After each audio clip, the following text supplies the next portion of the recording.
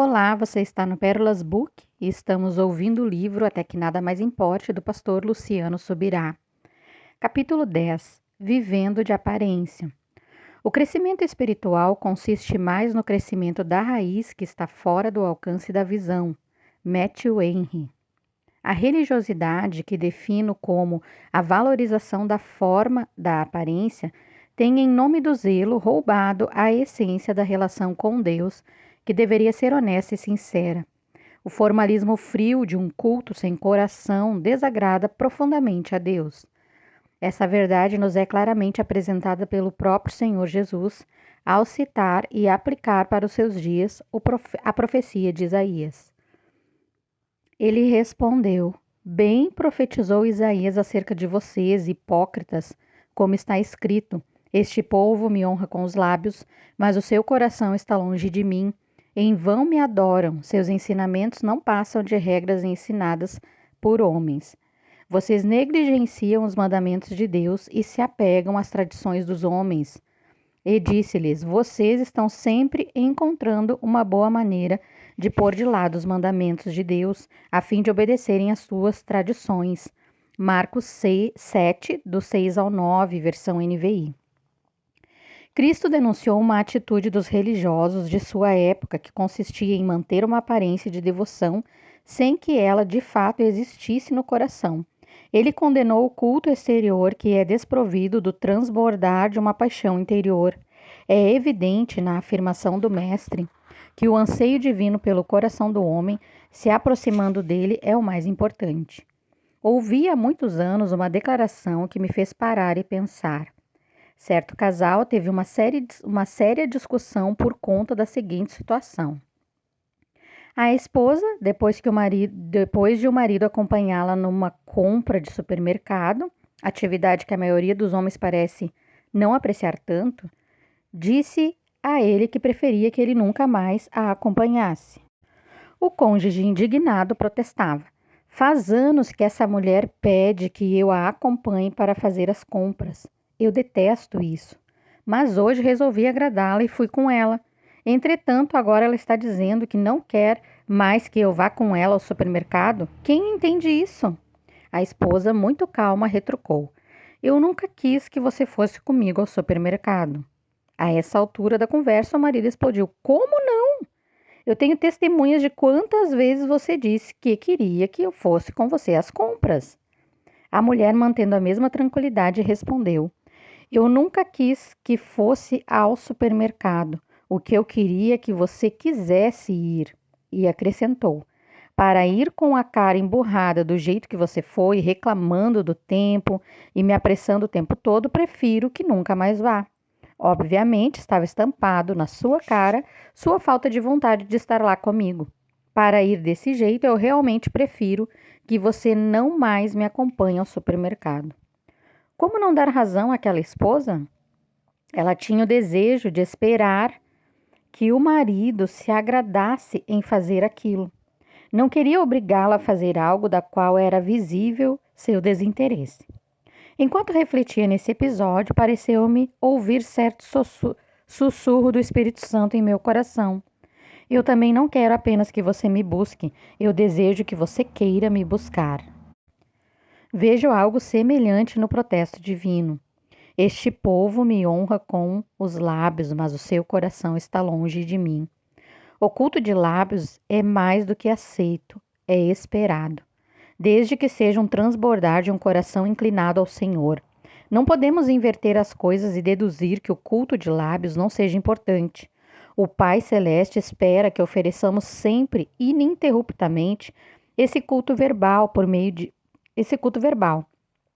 Por meio de Jesus, portanto, ofereçamos continuamente a Deus um sacrifício de louvor que é fruto de lábios que confessam o seu nome. Hebreus 13:15, versão NVI. O problema não está nos lábios que adoram a Deus, e sim quando isso deixa de ser um transbordar do coração. Jesus disse que a boca fala do que está cheio o coração, Mateus 12:34. Mas nessa adoração, que o profeta Isaías classificou como inútil, a boca está fazendo um esforço para declarar aquilo que o coração não está dizendo. Trata-se de mera encenação. Um problema antigo. Vamos refletir um pouco mais nesse tipo de comportamento.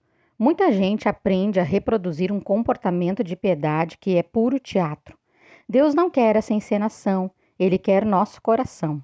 A atitude errada de viver tentando manter a aparência tem roubado o ser humano do melhor de Deus. E não é de hoje. A humanidade tem a tendência de maquiar e esconder os pecados, bem como fingir a espiritualidade desde o início da sua existência. Foi o que Adão e Eva fizeram ao pecar. Os olhos dos dois se abriram e perceberam que estavam nus. Então juntaram folhas de figueira para cobrir-se. Ouvindo o homem e sua mulher os passos do Senhor Deus que andava pelo jardim, quando soprava a brisa do dia, esconderam-se da presença do Senhor Deus entre as árvores do jardim. Mas o Senhor Deus chamou o homem, perguntando: Onde está você? E ele respondeu: Ouvi teus passos no jardim e fiquei com medo, porque estava nu, por isso me escondi. Gênesis 3, do 7 ao 10. Ao perceber sua condição de nudez, o primeiro casal teve como imediata reação a tentativa de cobrir-se com folhas de figueira e depois de esconder-se. Antes de focarem no concerto a ser feito com Deus, Adão e Eva se mostraram primeiramente preocupados com a sua própria imagem.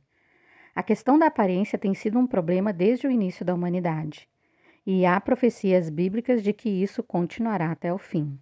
Saiba disto, nos últimos dias sobrevirão tempos terríveis. Os homens serão egoístas, avarentos, presunçosos, arrogantes, blasfemos, desobedientes aos pais, ingratos, ímpios, sem amor pela família, irreconciliáveis, caluniadores, sem domínio próprio, cruéis, inimigos do bem, traidores, precipitados, soberbos, mais amantes dos prazeres do que amigos de Deus, tendo aparência de piedade, mas negando o seu poder. Afaste-se também destes. 2 Timóteo 3, do 1 ao 5, NVI, grifo do autor. As Escrituras afirmam que nos últimos dias os homens terão aparência de piedade, mas negarão o seu poder, a sua essência. A deterioração humana será enorme. Ainda que esses homens não se classifiquem como amigos de Deus, eles tentarão manter a aparência de piedade. A vida deles será totalmente contraditória à palavra de Deus. Penso que negar o poder divino é basicamente negar a transformação, mas ainda tentarão preservar a aparência de piedade. Isso é trágico. Falei nos capítulos anteriores que o Senhor quer nosso desejo de buscá-lo e não apenas a performance da busca em si. Às vezes trocamos a busca pela aparência dela.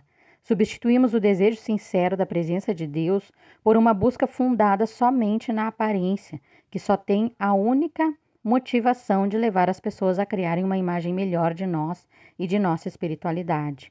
Ainda recordo-me claramente de algo ridículo que fiz aos 15 anos de idade. Eu tinha recebido o batismo no Espírito Santo havia pouco tempo e meu zelo para buscar o Senhor havia sido profundamente despertado. Não nego, de forma alguma, o real anelo por Deus que meu coração sentia naquele tempo. O problema é que, junto com esse zelo, havia também uma preocupação exagerada com a opinião dos outros a meu respeito. Até então, eu quase não lia a Bíblia, ainda que meus pais me obrigassem às leituras ocasionais. Mas depois dessa experiência com Deus, eu queria comer a palavra. O fato é que eu havia, na ocasião, acabado de comprar uma Bíblia nova e fiquei com vergonha pelo fato de ela estar tão limpinha, sem aquelas marcações, destaques ou anotações comuns de quem estuda as Escrituras. Pensei, quem vir essa Bíblia nesse estado vai achar que eu não leio, embora essa fosse então a mais pura verdade. Então resolvi pintar alguns textos com um marcador amarelo, para parecer que eu havia estudado as Escrituras, o que até então eu não tinha realmente feito. Minha lógica foi bem simplista. Raciocinei assim: se o livro mais lido da Bíblia é o de Salmos, então vou começar por lá. O problema é que eu não estava realmente lendo. Fui pintando distraído. Acho que estava na frente da televisão ou envolvido em alguma outra distração. Até que, quando me dei por conta, eu havia terminado de pintar de amarelo todos os 150 salmos. A partir desse dia, eu tinha vergonha de abrir a Bíblia no livro de Salmos. De tão amarelo, parecia mesmo uma lista telefônica. Acho que a nova geração nem sabe o que é isso. O que leva alguém a agir assim? Obviamente, é o anseio de ser visto pelos homens como alguém que busca a Deus, mesmo que não esteja buscando de fato. Muitas vezes parece que o que queremos mais é impressionar as pessoas, em vez de nos dedicar e alcançar o coração de Deus. Essa é a razão pela qual Jesus confrontou tanto esse estilo de vida aparente.